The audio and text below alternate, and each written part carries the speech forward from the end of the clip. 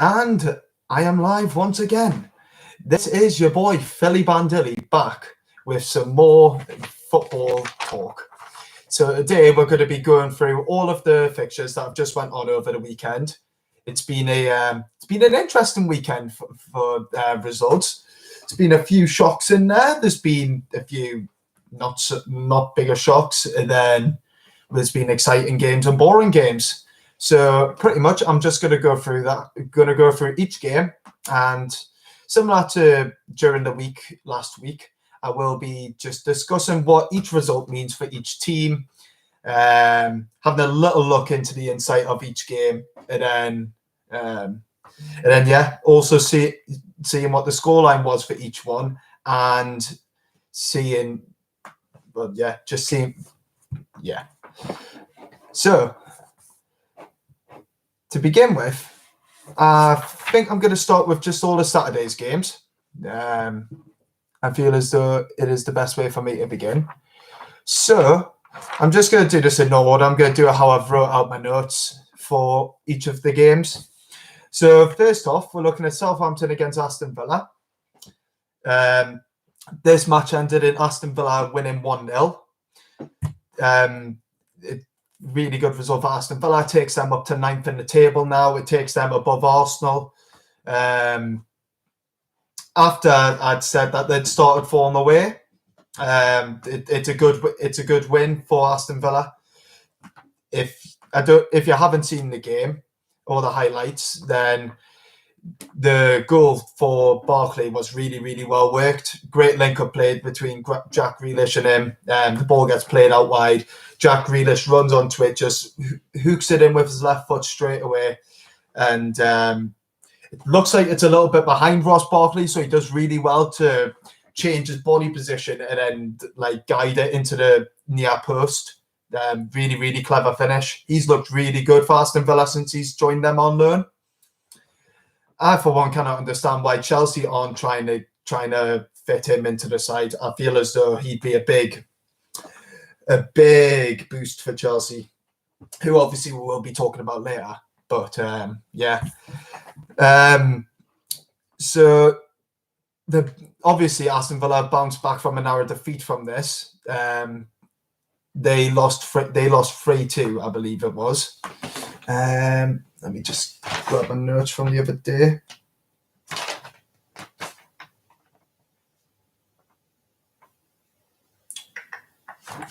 My notes. I don't know. Yeah, against Burnley that was. Yeah, I thought I was certain that it was them who had been involved in a 3-2. But yeah, it's good for them to get a win this time round, and a clean sheet as well. Bonus for anyone. Now, to talk about Southampton, Ings looked sharp on his return. He looked really sharp. He came close on a couple of occasions. But for me, his goal that was ruled out is absolutely outrageous. I haven't seen anything like it. This is a weekly thing now from VAR. Saying that the margins for offside was literally from here on his arm is outrageous. It's ridiculous. It's his arm. His arm cannot be offside. The goal for me should have stood, and VAR just having more and more of an impact on the Premier League as each game goes past, as each week goes past. It's just affecting games more and more, and there's not the consistency which goes with it to say that it's benefiting the Premier League having it here. The only issue now, though, is because of the fact that it is here and that it is installed into the Premier League, and there's so much money involved in the Premier League, the people at the top of the Premier League will not want to get rid of this, which is really frustrating for me. I mean, obviously, I'm a Man United fan. Loads of people say it's benefited Man United loads, so why should I be complaining? But for me, I'm really not bothered about how it benefits the team. I'm just completely looking at the negatives that it's having, and the negatives is ridiculous. It's just so inconsistent. So yeah, I feel as though Southampton were robbed on Saturday with the VAR not taking a look at that. With them now, they have 1 win in 8 games as well. And it's just as well Danny Ings is back, because they need to turn things around quick. Because they are 11th now, but they don't want to be dropping any further down the table, which I don't think they will. With the finishing ability of Danny Ings, I feel as though they've got enough to certainly stay up more towards the top end of the table. But yeah, it just depends on as long as they can keep him fit. Right, just a little bit comfy there. So the next game I'm looking at, the Man United against Arsenal game, which obviously took place at the Emirates, and it was a 0-0 draw. This was a very frustrating game for me to watch. It really was. It was so slow. The referee was appalling. I think it was Dean Smith on the day, or Mark Dean. It's either Dean Smith or Mark Dean, one or the other. But yeah, I felt as though he had an absolutely awful game. He didn't allow anyone to have an attempt to have an advantage in the game. The game kept getting pulled up literally every single 5 seconds. It was very, very frustrating. But to stay focused on the actual football, Arsenal did really well to hold on to the draw, because I feel as though even though they created chances themselves, Man United certainly had more of the opportunities to go ahead in the game. Arsenal did have a couple of clear-cut opportunities. Like Pepe had an opportunity which Maguire did really well to block, and then Willian, who gets the ball played to him in right next to the 6-yard box, the ball's played over the top to him, and he just can't control it. He can't control it. It was really poor from him there, I felt. But there were a lot of chances for Man United to win this game. Edison Cavani's chance. I've had nightmares about that. I really have. It's been it's a really poor miss for someone of his standards, for someone who's got the amount of goals that Cavani does have. It's a poor miss. It's a poor miss. So for United today, it is a poor result again. Well, not today, sorry. On Saturday, it was a poor result for them against an Arsenal side who were hit with injuries, and Man United had opportunities to win the game. Not just the Cavani opportunity, there was also Rashford as well. Bruno had an opportunity in the fit, had a couple of close chances as well. Man United need to turn this round very quickly. They've won 1 in the last 4 games, which is really poor, particularly the way that Man United were being held up not too long ago. So that needs to change. But for Arsenal, it's certainly looking up for them. They've now got 17 points from a potential 21, which is really good. It's really, really good for Arsenal. So to move on to the next game, we'll have West Brom against Fulham. This game finished 2-2. It's a game where both sides really needed the win for both of their relegation campaigns to try and avoid relegation. And unfortunately for neither team, they didn't take the opportunity. The goals in the game were good. So for the first goal for Fulham, it was really well worked. The ball was played in, and Mitrovic holds the ball up really, really well, and then lays the ball off to Cordova-Reid. I can't remember his full name, but he steered the shot home when he collected it really, really well. It was a good goal, really good goal. And then for Fulham's second goal, that was a fantastic cross from Harrison Reed. I just remember looking to see who it was who actually set it up to see who would actually set it up, because it was a spectacular cross for the goal. Really was, really top finish. And yeah, I feel as I feel as though I'm just looking to see. Oh, it was Cavallera who scored for them. And then, yeah, so they were good. And then on the other end, West Brom, good finisher guy, the ball into the bottom corner, especially running onto it. Yeah, so the ball was played across the box. They took a nick on the way through, and I think it was from a free kick. And the defender runs across and does really well to open up his body and guide the shot home. Like the balls came from the left hand side, it's been played in, and he's came across and managed to open up his body and nick it in with his right boot. And it was a defender who scored that, and that was really, really good. It was a really good goal, really well finished, really difficult to open up your body, especially when you're moving towards the ball like that. Open up your body to be able to get enough contact on it for it to like steer away from the keeper and not too much for it to go over. So that was a really well worked goal.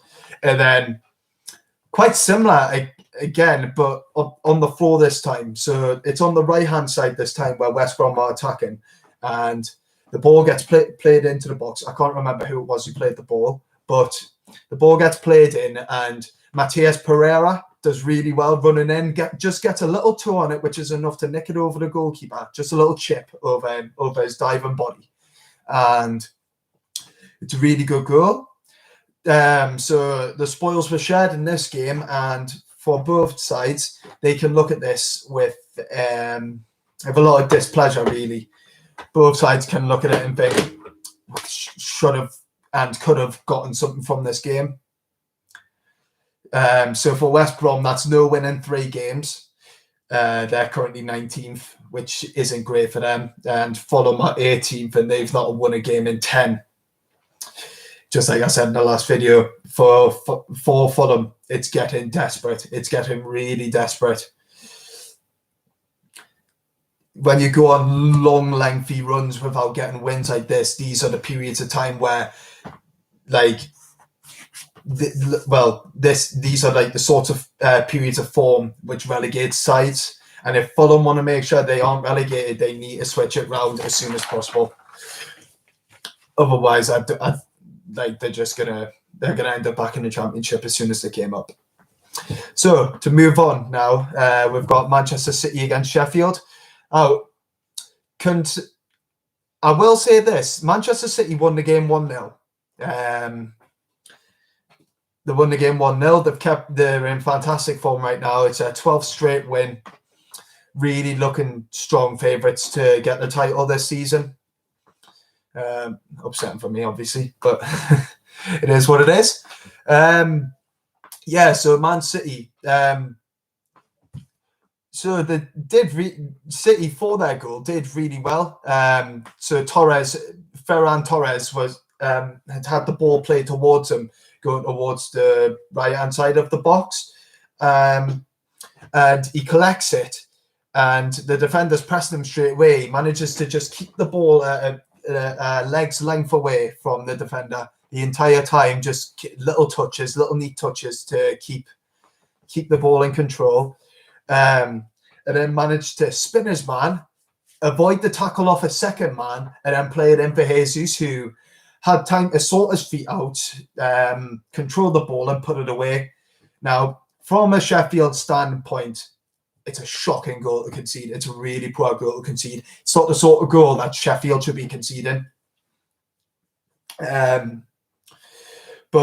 you got to give credit to Jesus. He's been on a goal-scoring drought, so it's a good goal for him. It could get him up and running for City this season, because as good as Gundogan's been, as good as other players have been, they need to have their striker on, well, at least a striker firing on all cylinders, trying to score goals for the club. They can't keep doing it with only like centre mids, in my opinion. I mean, I could be proven very wrong, but that's just my opinion. So, talking about Sheffield, anyways, I feel as though it's a very respectable loss for them, only losing 1-0, considering City are top of the league and they're bottom. that's 2 really good performances in a row now for Sheffield, I think. I would certainly look at only a 1-0 defeat away to City as being a really, really good result. It doesn't do much harm to the goal difference, and it's against a side where you're not expecting to pick up points anyways. But the only thing I will say is they should have defended better for the City goal.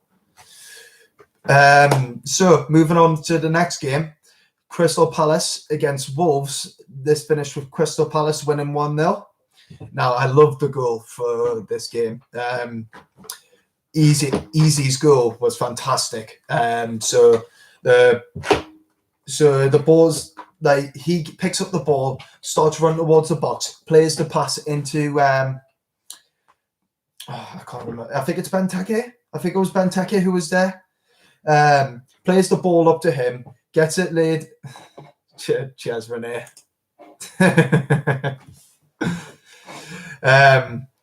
So yeah, feeds the ball into Benteke, gets it laid back off to him, takes a short little touch with his left foot where he lifts his foot up a little bit so that way the ball doesn't move too far away from him after he makes contact with it, and then flicks it out to the left and then strikes it straight away with his left foot.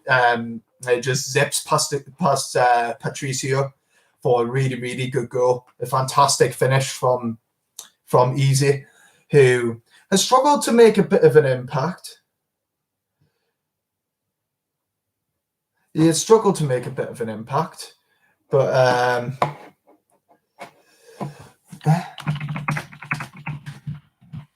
sorry there, people. I don't know what Renee Anderson means by that. But yeah, really good goal for them. It's a good win for the Eagles. That's their first win in 4 games. A much needed win that they've gotten in the bag, and because of that win, they move up to 13th place in the table, which is moving in the right direction for Palace. Because for Palace, they sort of want to be trying to get towards the 10th, 9th, 8th spots if they can, especially with a player like Wilfried Zaha in their lineup. And if Easy could keep scoring goals and getting involved like how he did, definitely him as well. For Wolves, it's another defeat. Promising signs for Willian Jose, though, who was just starting for them. He needs to settle quickly for Wolves, because they're a team that have now went 8 games without a win, and that's worrying, very worrying form from a side who you would imagine at the start of the season their ambitions were to try and get into the European spot again, especially after the way they'd been in the previous campaign. I certainly feel as though Wolves as a collective would have said, yeah, we're going to try and get back into Europe again, because they certainly have the team for it. Well, before Jota, maybe. I mean, maybe with Jota going, it changes everything. But I feel as though Wolves have got enough to get into them spots. So I would expect that to be their target for this season. And then the last game for Saturday is Everton against Newcastle. I was very, very, very surprised at this, especially after I had a little go at Steve Bruce in my last video, I'd say. Little go. It wasn't much of a go. It was just me reiterating what most Newcastle fans are thinking.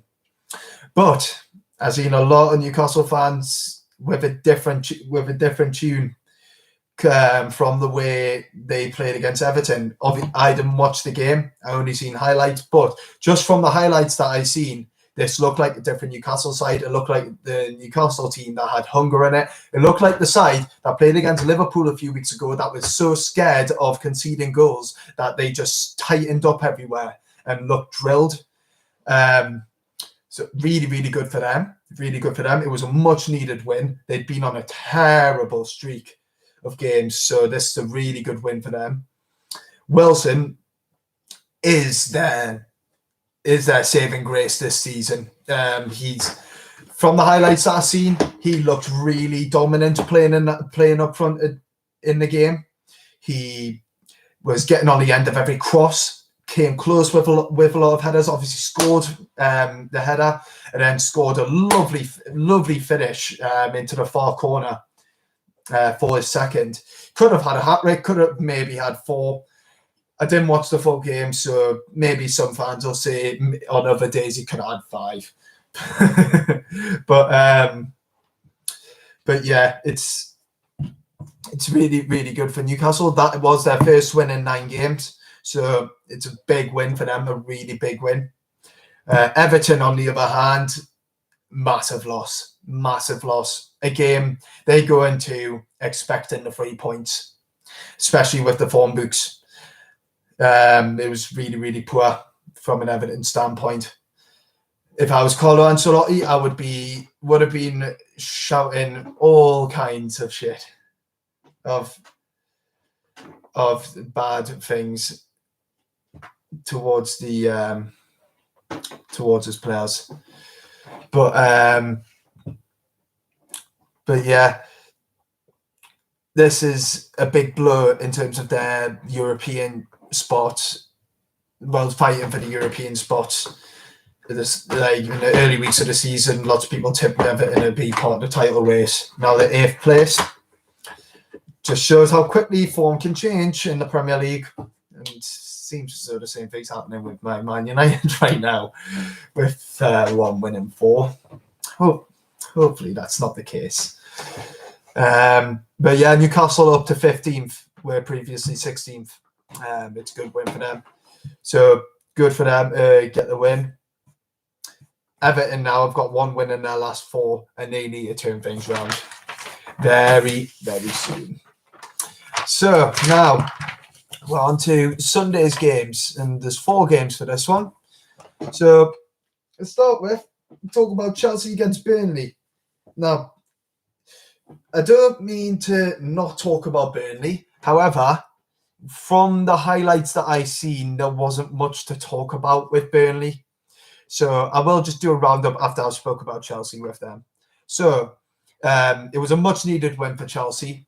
That was their first home win in 4 attempts and their first win in 3 games in the Premier League. Big win for Tuchel.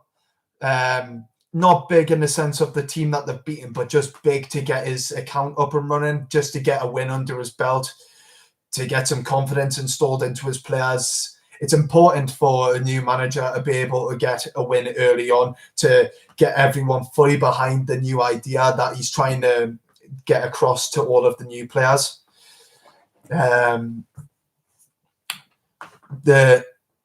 So you'll be hoping that with the boost of confidence in the squad, that the results will just merge with his tactics. Defenders come to the rescue. Aspilicueta scoring a lovely goal for Chelsea. Like 5 minutes, I believe, after Werner just missed a sitter.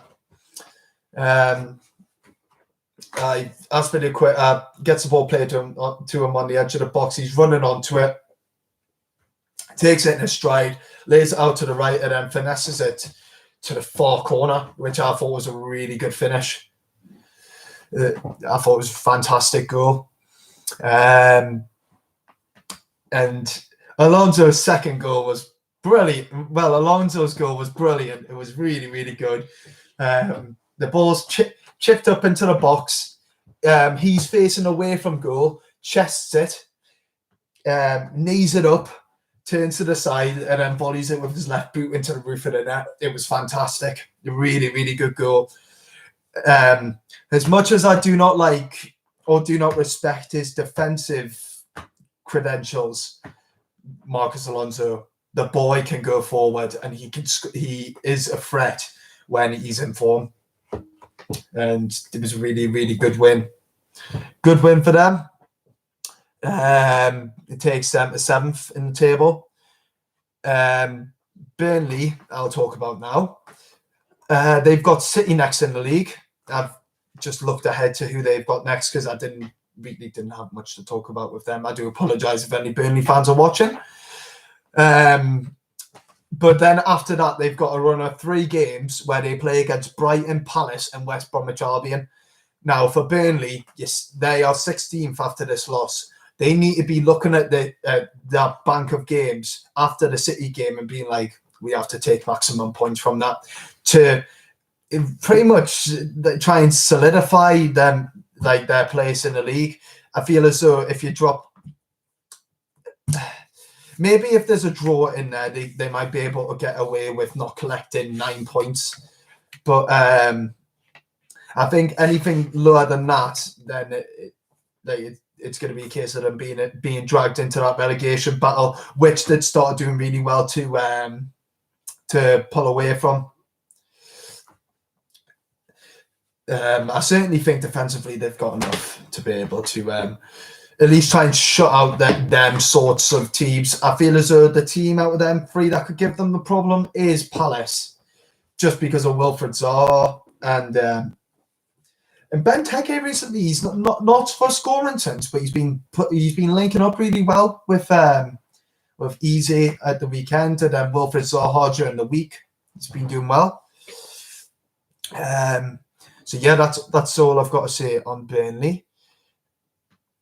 Leicester against Leeds now. This game ended 3-1 at Leeds, which was a big shock. Big shock to a lot of the Premier League. Not so much shock at the fact that people don't think that Leeds have got it in them to do that. That's what they've built themselves up to be since they've came into the Premier League this season. They are that team who will not give up trying until it literally is impossible. And it showed straight away with the way in which they bounced back. So Leicester took the lead in the game. Harvey Barnes did really well to collect the ball.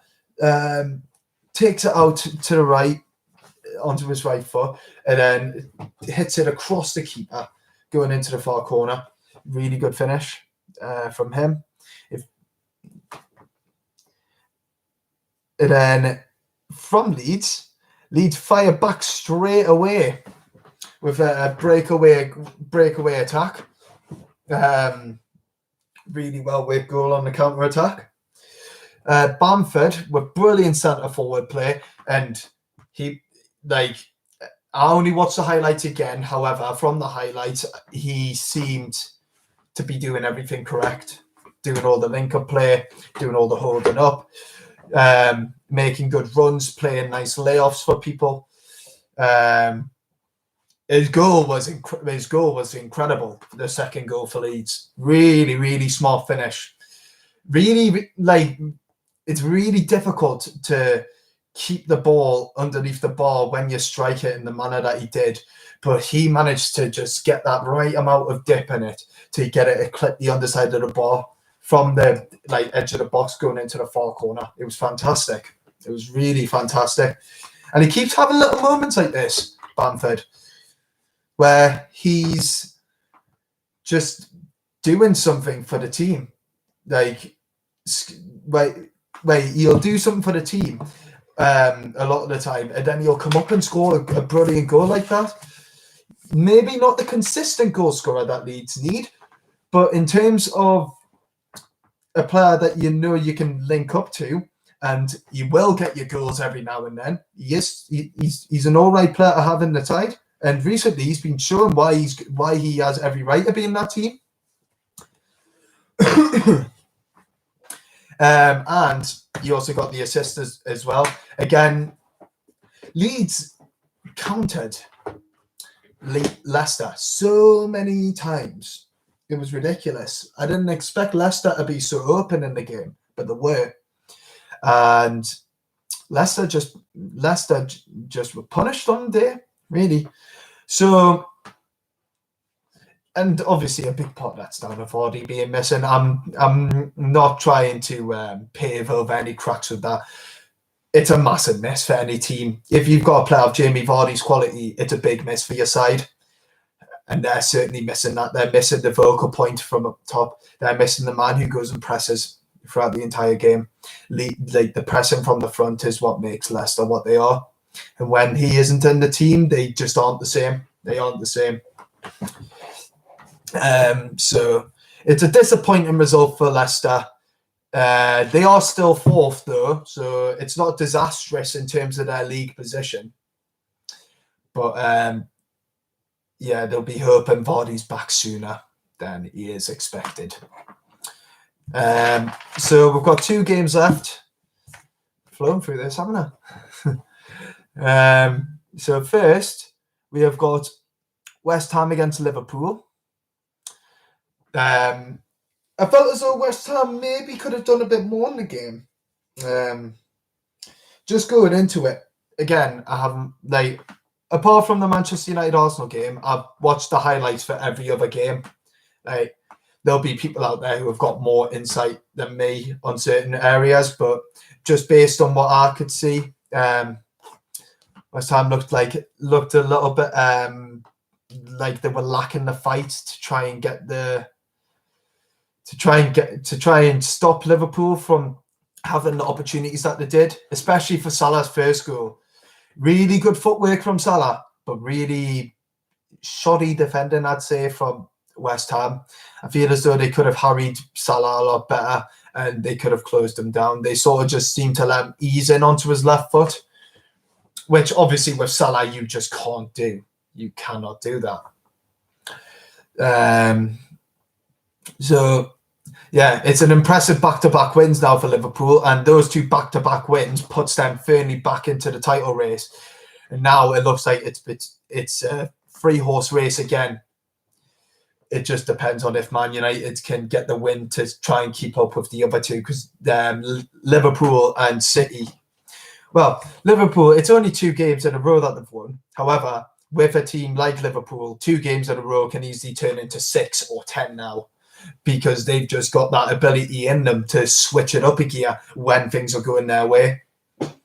Man United have shown that they can do that as well, so I'm hoping that that's the case. But stop talking about United. We're talking about Liverpool here. So, impressive back-to-back wins, like I said. Puts them back in the contention for the Premier League title race. Brilliant goal by Salah, and does quick little feet, moving it onto his right foot, then onto his left, then finesses it into the far corner really well after moving it away. And then Liverpool hit them on the counter-attack for their second goal, and it was a really quick counter-attack. So Alexander-Arnold plays the ball out wide to Shaqiri, plays it out to the far left. Shaqiri takes 1 touch and then plays the ball over the top to Salah, who does 1 touch, brilliant touch with his right, and then 1 little touch with his left to put the ball into the back of the net. Just rolls into the net. Really, really mouth-watering counter-attack. And as much as I hate to admit it, it's a fantastic goal from Liverpool. Really was a fantastic goal. And then well worth the goal. Firmino does really well. After playing a 1-2, he receives the ball, does a nice little bit of footwork, plays it into Gini Wijnaldum, who sweeps it home for the 3rd goal. And then yeah, I feel as though West Ham maybe could have given it a bit more of a go, but I think I'm being a bit disrespectful towards how good Liverpool were. Just based off of the way the form was going into it, I expected West Ham to give them more of a go. But you live and you learn. So for West Ham now, that's their first defeat in 7 games. And I don't think West Ham will come away from it, too down about themselves. They've lost to the champions at the end of the day. So I don't think there's any discrediting that for them. Just from my point of view, the effort levels I think could have been higher. And on to the final game now. Another shock. Brighton against Spurs. Now, Brighton managed to sneak a 1-0 win here, which no one seen coming. No one seen it coming. But Brighton, many times this season, have shown that they have got this sort of game in them, especially against the bigger teams. They did it against Manchester United in the first couple of weeks of the season, when Man United played against them back to back, and they showed that they've got the fight to be able to go up against the top teams. So for Brighton now, they've got 7 points from 9, which is really impressive, considering how far they had dropped in the table. And it wasn't just the fact that they won. They fully deserved to win this game. It was just like in the game against Manchester United earlier on in the season. Lots of people will say that Brighton probably deserved to win that game. And on other days, they would have won that game. And this is like the sort of performance that they had yesterday was a really, really good performance. From what I've seen from the highlights, Brighton just looked like they were outplaying Tottenham constantly. Whenever Brighton were getting forward, Tottenham didn't look like they knew what they were doing. Defensively, they looked a little bit shaky, didn't know where they needed to be, which is really surprising from a Mourinho side. It's really surprising. And now for them, it's back-to-back defeats. They're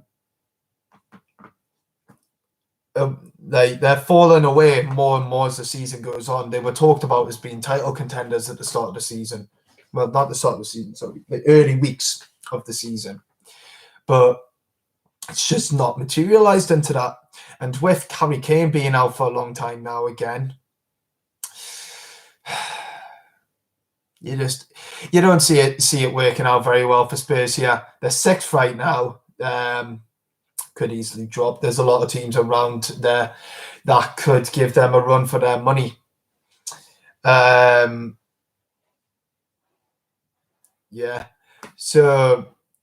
feel as though Spurs could struggle to keep up in the fight for the top 4. I don't feel as though they've got what it takes, especially with Kane out now.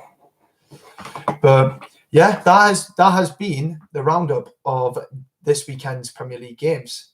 So if you did enjoy, please remember to like the video, subscribe to Philly Bandilly, and make sure you take care.